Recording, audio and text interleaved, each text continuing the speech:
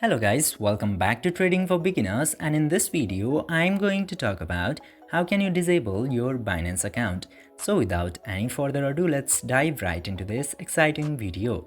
Now, in order to disable your Binance account, you just simply have to open your Binance application.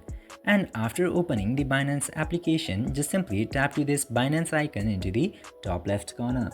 And after tapping in there, you will get to see your profile. Select your profile at very first, and after that go over security.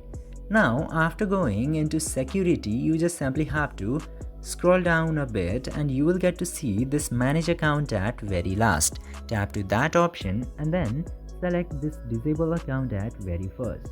Now after tapping into disable account, you just simply have to tap to disable account at the bottom, but you'll have to make sure that these things will be removed, deleted or modified as written in here.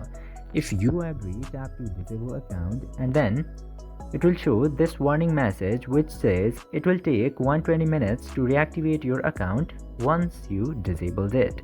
Just simply tap to OK and your account will successfully be disabled after this. I hope this video was informative for you. If yes, don't forget to like, share and subscribe to the channel to never miss another update. Thank you for watching the video.